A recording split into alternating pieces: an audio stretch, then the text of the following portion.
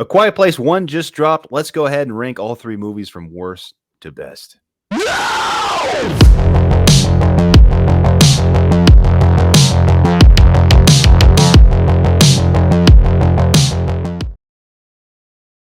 What's going on, guys and gals? Welcome to Good Will Hunting. It's your boy Brad. The Brett Man is right over there. Today we're going to be giving you a ranking of all three Quiet Place movies from worst to best. Birdie, with the release of Quiet Place day one that just came out.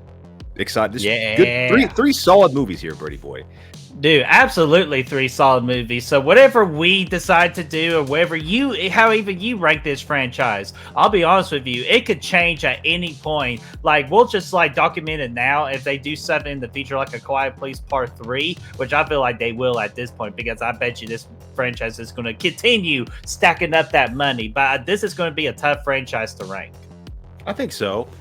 Yeah, because all three movies are really good. I don't think there's a clear way to do it. I think you could pick, basically any movie could be one, any movie could be last, depending on what your preference is. But hey, yeah. If you're not first, you're last. That's right. That's the way it's going to go. So we say worst to best, but really we're going from good to better is what we're doing. So, hey, that's a great way of thinking about that. So what is your first better movie? So in third place for me, I think I would go with... I actually think I would probably, off the top of my head, go with Quiet Place Day 2. Or, wait, no. A Quiet Place 2, the second one. The sequel. I like that one a lot. There's great, like the opening, 10 minutes of it. I think fantastic. I think what John Krasinski did in that first, that day one part of Quiet Place 2 is, I think it's better than any of the action sequences they put in Quiet Place Day 1. I really do. Mm-hmm. I think it's the most tense. I think it's the best use of sound mixing that you'll see in the whole franchise, with the way it's going between the deaf daughter and her sound cutting out and the chaos and all that bouncing back and forth. Fantastic. Tension filled. The first 30 minutes or so of the movie is great. Emily Blunt, where it picks up after the end of the first movie. They're running off. They meet up with Cillian Murphy and all that. All that stuff's fantastic. For me, I just remember, I haven't seen the movie in a minute, but I do remember the rest of the movie being a little bit slower. The pacing was a little bit, slower throughout the rest of it. And I thought it bounced around a lot between Cillian Murphy and the other characters and stuff. A couple different storylines going on. So that's what I kind of remember about it. It introduces the island at the end. There's some good action sequences and stuff there too, as well. I think it did a good job of opening the world up a little bit beyond the first movie, but it's number 3 for me. Nice, man. I'm going to join you along with that freaking thing. You actually surprised me there. Wasn't expecting you to go Quiet Place Part 2 that quickly, but that's also my number 3. It's a Quiet Place Part 2. A lot of the same reasons you said, but the thing that gets me is that I just feel like a Quiet Place, to me, what a Quiet Place should be, it's just simple storytelling and with a little action and action sequences, and just not being a big cinematic kind of thing, a big action-packed Michael Bay type of movie. Quiet Place Part 2 kind of went towards that direction of being more actiony and just showing off the creatures a lot more.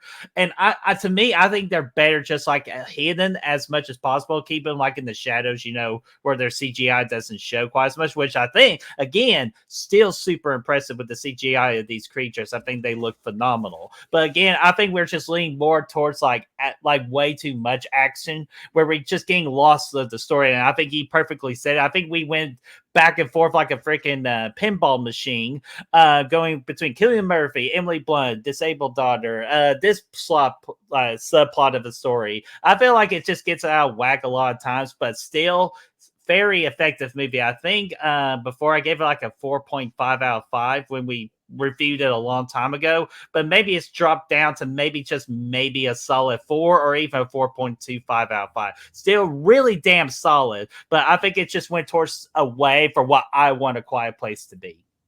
Yeah, I think so. So for number 2 for me, I'm going to have Quiet Place Day 1, the newcomer here.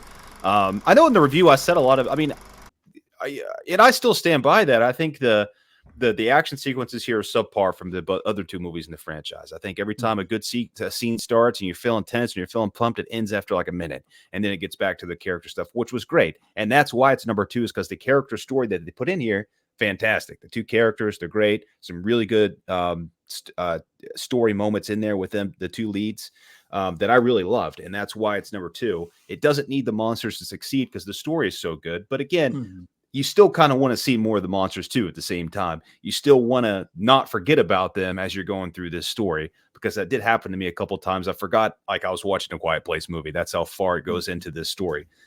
Again, it was that good. That's why I like it more than two, but that's the problems I have with it. But overall, definitely another very solid entry in the franchise, and for me, it's right there in the middle. Hell yeah, man. And guess what? I'm going to freaking join you again. I'm going to also go with the newcomer of A Quiet Place Day One at my number two.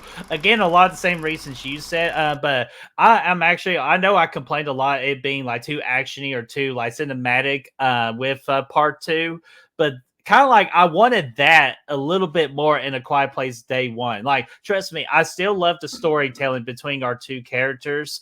But again, like I said from the review, I like it, mate.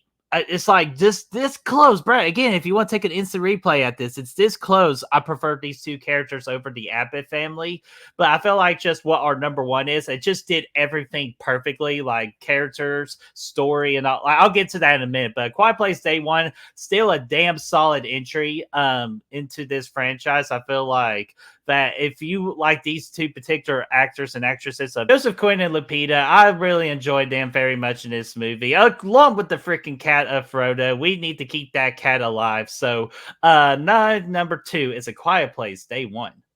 Tremendous. Moving on. Number one, obviously, I mean, I think I speak for both of us here. Quiet Place, the first one, the OG. This one took an interesting approach and introduced us to this world after it's already established.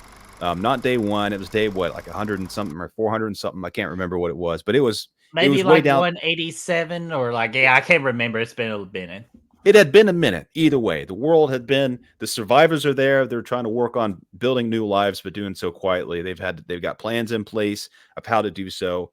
And thinking back, I really like the fact that they took that approach. I don't think. The day one stuff is cool to see, but I mean, it's nice to see how the world has progressed and getting dropped right in that, and how these characters have adapted their lives over the years or months or whatever it was to fit the needs of of how to survive. Basically, they got little sand lines to walk on so they don't make noises while they're walking. They're playing Monopoly with little cotton pieces and stuff, and like all that stuff was really cool. John Krasinski, Emily Blunt, they were both fantastic in this. I love the kid actors in this one too. They did a great job. This thing's full of tension from the opening scene all the way to the end. That's what I really love about it, is it never stops and has one of the most tension-filled moments in the last 10, 15 years in that bathtub giving birth scene from Emily Blunt and her fantastic performance. One of my favorite things she's done is this movie. So yeah, give me that. Quiet Place, man. Quiet Place. No, absolutely. I'm going to join you again. Quiet Place, the original. Definitely. No, you said for part two, like the opening, you think that's probably, I'm going to assume that's the best opening in the entire franchise. Is that correct? For me, yeah, I would say so. Yeah, absolutely. Yeah, and I totally do not blame you. I feel like that's kind of like in its own way, the Friday the 13th remake version, like kind of like, how the opening was great and everything else was just solid at best. But to me personally, I love the opening of this movie because it gave me a lot of freaking questions of what in the hell is going on with this movie. What world did you drop me in at, Hollywood? And yeah, then of course, when that whole opening thing happens and we got to see the creatures for the first time and figure out kind of slowly, along with our characters explaining to us what's going on, I was freaking sunk into this world, man. I love these characters. They did a great job fleshing out these characters. Plus, John Krasinski's first movie is this. What a freaking banger way to start your directorial debut, man, in Hollywood. What a frick. Awesome. I kind of wish he did part three, like the day one he directed it. But you know what? Things are what they are, But anyways, the original, what I love most about this movie is the sound design. This was the movie. I know I said within the day one that you could study this franchise when it comes to sound design. But out of the three movies, if you really want to learn a thing or two about how to make sound very important and scary in your movie, it's this movie right here, the original.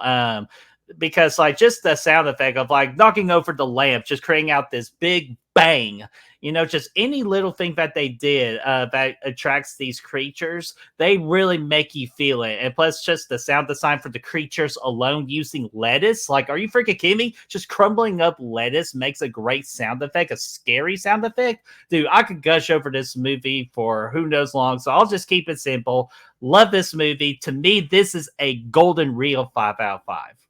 Yeah, I'd probably join you there, honestly. Great flick. One of the Yeah. best horror movies of the last decade. Of the 2010s, definitely. Yeah. Yeah, so guys, that's our freaking ranking of A Quiet Place, the franchise. You could legit call this a franchise now. We're 3 movies in deep. So we gotta ask you guys, what is your ranking for this franchise for A Quiet Place? And what did you think about us? Are we correct? Do you agree with us? Or is there certain different changes you make? Let us know in the comment section down below. Let's get that discussion rolling. And if you want to help us find the good reels, you can do so by finding us at all of our socials down there in the description. They're down there for you. All right, until then, man, I'm going to solve the most important question in the Quiet Place franchise. Can you take a shit in the world of A Quiet Place? I'm going to figure it out, so if you see me next time, that means I did succeed. After getting Taco Bell, you can.